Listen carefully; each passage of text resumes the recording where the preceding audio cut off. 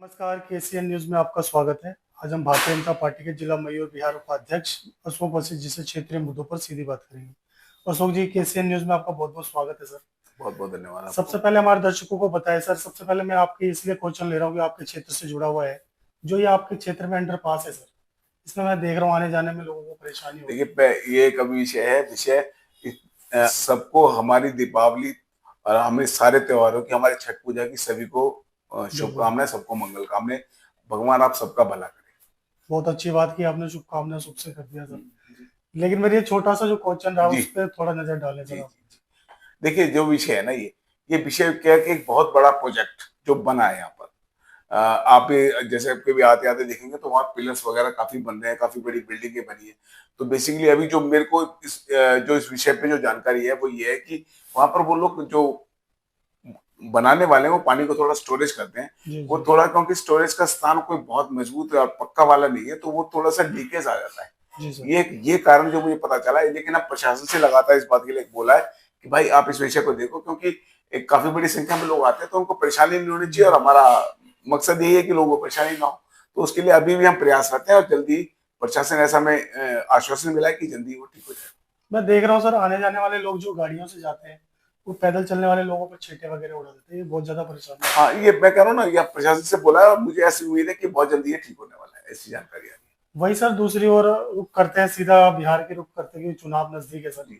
क्या लगता है सर, इस बार बिहार के अंदर चुनाव को लेकर के एनडीए अपनी सरकार बनाने जा रही है या प्रशांत किशोर जी से परेशानी हो सकती है भाजपा को? भाई देखो, मेरा कहना है, मैं दिल्ली का हूँ, पहले दिल्ली से शुरू करना चाहिए आपको। तो दिल्ली पे एक छोटा सा विषय मैं जरूर कहना चाहता हूँ कि देखिए, जो भी रेखा गुप्ता जी ने कहा था वो उन सब वादों को पूरा कर रहे हैं। और जिस भी प्रकार की, जितने कम समय में जितनी तेजी के साथ काम करने के प्रयास किए जा रहे हैं वो पूर्णतः बहुत मजबूती के साथ करे जा रहे हैं। जैसे देखो, मैं कुछ वादों की बात करता हूँ कि छठ पूजा के ऊपर बिल्कुल आपने देखा होगा कि छठ पूजा को तो हमको ऐसे कर दिया कि छठ पूजा हम लोगों के लिए बैन कर दिया गया था। लगभग ऐसी स्थिति बन गई थी। हमारे जो पूर्वांचल के भाई हैं वो इतने पीड़ित होते थे, उनको इतना उनको पीड़ा होती थी कि भाई आखिर हम अपना, उनका सबसे बड़ा त्योहार, हमारा सनातनियों का सबसे बड़ा त्योहार, और हम उसको मजबूती से नहीं बना पा रहे, तरीके से नहीं बना पा रहे, जिस प्रकार से बनना चाहिए वो नहीं बना पा रहे। तो उस सारी व्यवस्था को मेरे को बहुत ही अच्छा लगा कि 100 घाटों की नियुक्ति बिल्कुल रेखा गुप्ता जी ने कर दी है, और आगे भी कर दिया। उसके लिए उन्होंने प्रॉपर सिस्टम बना दिया है कि इस प्रकार से होगा। आप सोचिए, कुछ दिन पहले तक क्या यमुना, अपने प्रीवियस साल यमुना जी की क्या स्थिति थी। आज यमुना जी के अंदर, मैं बिल्कुल ये नहीं कह रहा कि बिल्कुल क्लियरिटी आ गई, लेकिन गुणात्मक परिवर्तन है, एक बहुत बड़े स्तर पर परिवर्तन है। ये परिवर्तन आया ईमानदारी से काम करने से और मजबूती के साथ काम करने से, क्योंकि इच्छा शक्ति के साथ काम करने से।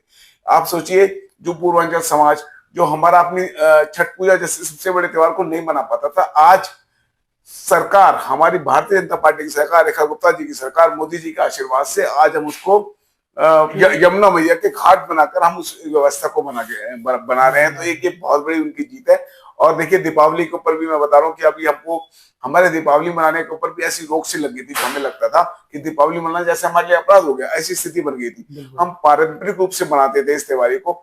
और ग्रीन पटाखे की भी जो रेखा गुप्ता जी ने कोशिश किया, मैं इसका पूरा समर्थन करता हूं, और ये होना चाहिए, क्योंकि प्रदूषण का एकमात्र कारण ये पटाखे नहीं था ये, लेकिन क्योंकि एक बहुत बड़ा नेटवर्क था, जो इस नेटवर्क को, जो हमारे त्योहारों पर लगातार हमला करता रहा। छठ पूजा पर भी उसने हमला किया, उसने अपने होली पर भी हमला किया और हमारे दीपावली पर भी हमला किया। तो उसको ऊपर भी, दीपावली वाले विषय पर भी सुप्रीम कोर्ट में रिट लगाई गई है। और सुप्रीम कोर्ट, ऐसा लग रहा है सुप्रीम कोर्ट के जो जिस प्रकार से उन्होंने सवाल जवाब किए, कि शायद हमें उसमें भी रिलीफ मिलेगा, हम अपने त्योहार भी अच्छे से मना पाएंगे। आप देखते होंगे कि कुछ समय पहले ऐसा भी होता था कि 364 दिन पानी जितना मर्जी उड़ाओ, गाड़ी साफ करो, कुछ भी करो, और हम दिवाली पे, होली पर 5 लीटर पानी इस्तेमाल करने में हमको रोक लगाई जाती थी कि आप होली मत मनाइए, दिवाली कब पानी का इस्तेमाल मत कीजिए। भाई क्यों? हमारे सारे त्योहारों पर हमारे को जो रोकथाम लगाने की कोशिश थी, हमारी सरकार के आने के बाद हम सब चाहते हैं कि सारे त्योहार सभी लोग मजबूती से मनाएं। मैं एक छोटा सा उदाहरण देता हूँ। एक बकरा जब काटने के बाद जब वो साफ होता है ना जी, उसमें 200 लीटर पानी लगता है उसको साफ करने में, और वो जो उसके अवशेष होते हैं वो सारे यमुना मैया में फेंके जाते थे। और अब जाके वो व्यवस्था हम उस व्यवस्था को परिवर्तन कर रहे हैं। अपनी होली भी मनाओ, अपनी दीपावली भी मनाओ, अपने सारे त्योहार, हमारी छठ पूजा भी उसी प्रकार से बनेगी जिस प्रकार से पारंपरिक रूप से हम हजारों साल से मनाते हैं और आगे भी मनाएंगे। ऐसा ही है रेखा गुप्ता जी का, इसके लिए रेखा गुप्ता जी का बहुत बहुत धन्यवाद। बिल्कुल, मैं देख रहा हूँ यमुना जी की घाट में भी परिवर्तन देखने को मिल रहा है, साफ सुथरा घाट देखने को मिल रहा है सर। इसका सिर्फ पूरा का पूरा भाजपा को जाता है सर। देखिए जाना तो सीधी सीधी बात है, जो जो काम हम नहीं कर पा रहे थे और अब कर रहे हैं, तो इसका मतलब हमारी सरकार की इच्छा शक्ति थी ना, इसलिए हो रही है ना।